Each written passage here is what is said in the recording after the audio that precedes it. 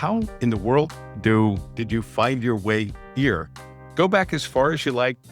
Tell us the story. I want to hear the Molly story. Yeah, I appreciate this opportunity more than I can convey. And it's true, I've heard your story, but I don't know that I have shared mine. And so it starts with family, of course. And the blessing I have is my elder parents are still with us. And they are real pioneering spirits. They left their homelands at young ages in search of learning and different lives. And my dad was raised in Malaysia, although from the mainland of China. My mom's from Hong Kong.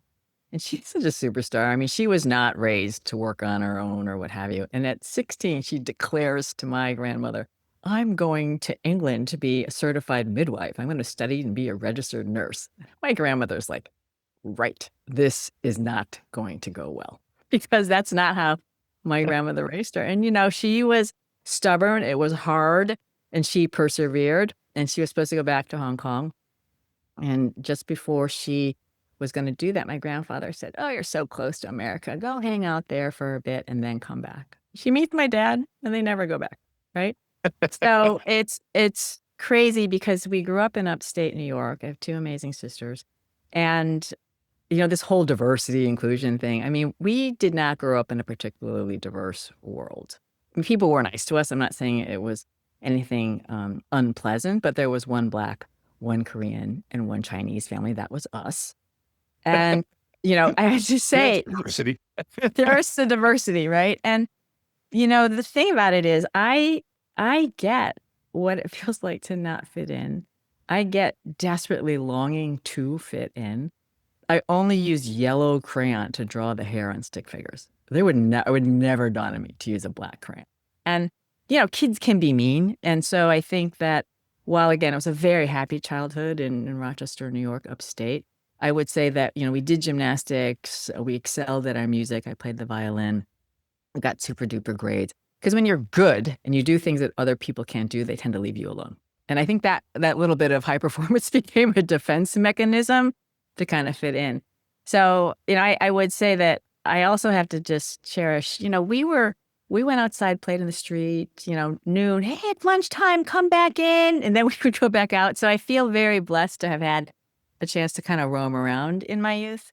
As I said, my mom's a nurse. My dad's like a rocket scientist, like a physicist type. And so I, hopefully I'm the best of both worlds. So I really loved chemistry and I really loved math. And so I thought I'll be a chemical engineer, really not knowing more. I'm going to be honest, because I think over time, what can happen in bigger companies is that you get this fear, not being able to say what needs to be said, saying what you think other people want to hear. And it can get a little bit, I'll use the word political. And I think folks have to really think about that.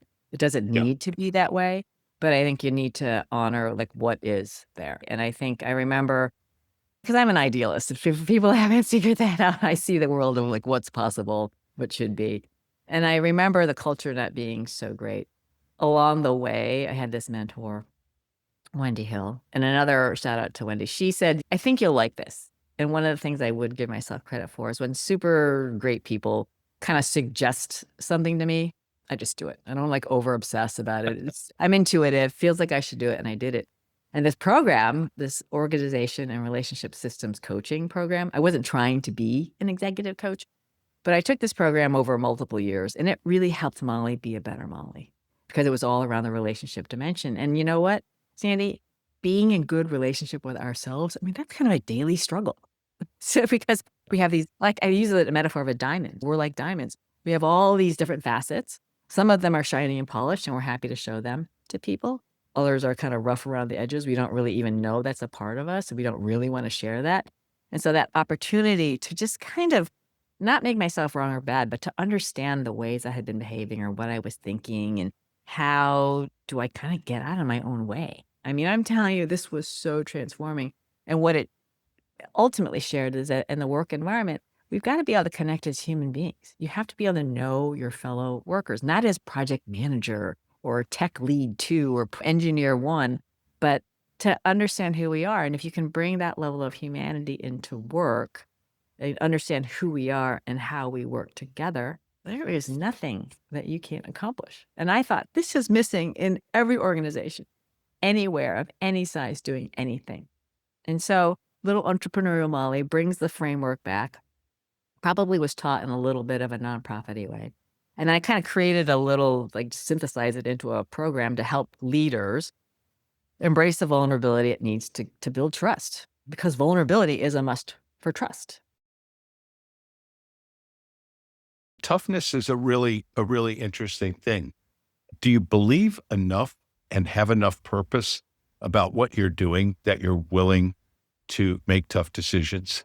Yeah, to build on that tough, like when you think of that tough love, I think so often, whether that's feedback or in fact someone needing to move on from an organization, and you've lived this, people think, oh, they're a good person or what have you, and they kind of let them lump around.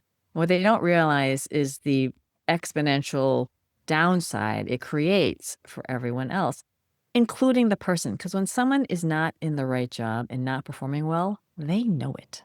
Okay. So it kind of stinks for everybody.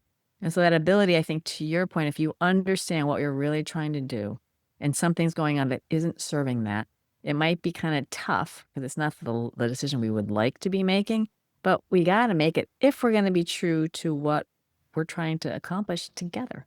And that's the ultimate of leadership. You've got to, when it's not convenient, you got to make some of those calls.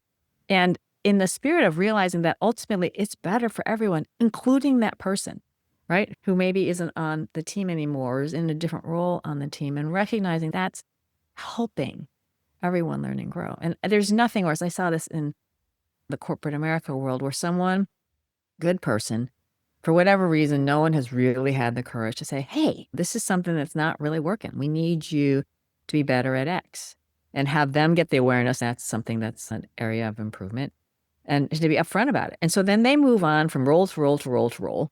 Okay. They think everything's fine.